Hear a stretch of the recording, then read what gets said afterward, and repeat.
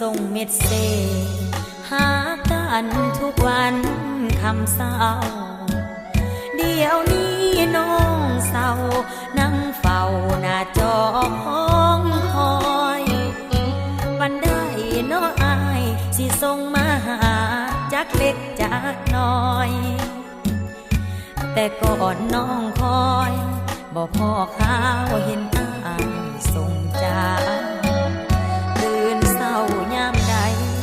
อายเคยถามว่าฝันเห็นอยู่บ่น้องตอบว่าพ่อฝันเห็นละน้อผู้คนหูบลอผู้ชายในใจคืออายที่น้องคิดต่อเป็นอย่างสิฝันบ่พอแต่เดี๋ยวนี้น้ออายคือบ่เป็นตาข้อความเขียนว่า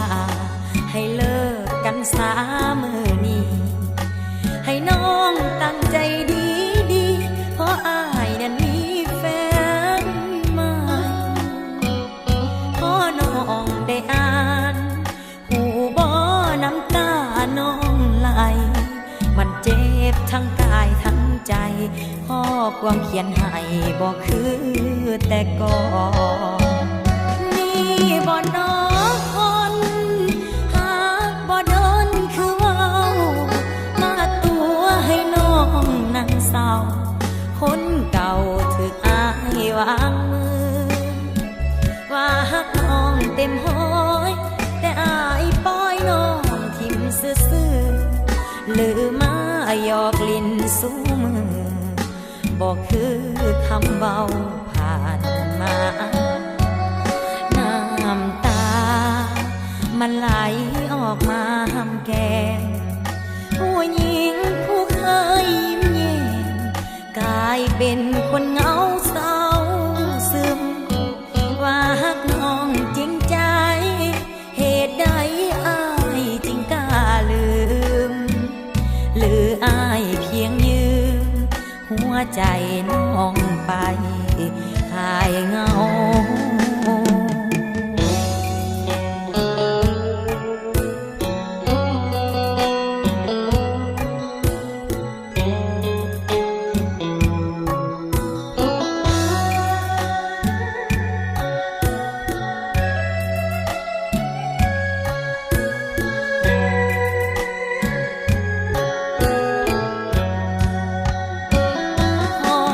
ความเขียนว่า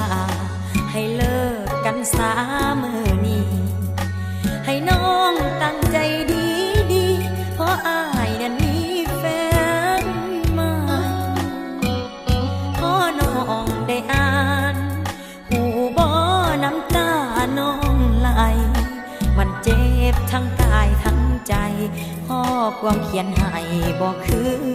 แต่ก่อนบ่น้อคนหากบ่โดนคือเว้ามาตัวให้น้องนั่งเศร้าคนเก่าถึกอาย วางมือว่าหักน้องเต็มห้อยแต่อายปล่อยน้องทิมซื่อๆลือมาหยอกลิ้นสู้มือบอกคือคำเบาผ่านมาน้ำตามันไหลออกมาหำแก้มผู้หญิงผู้เคยยิ้มแย้มกลายเป็นคนเหงาเศร้าซึมว่าหักน้องจริงใจเหตุใดอายจึงกล้าลืม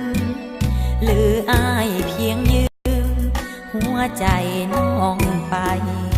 หายเหงา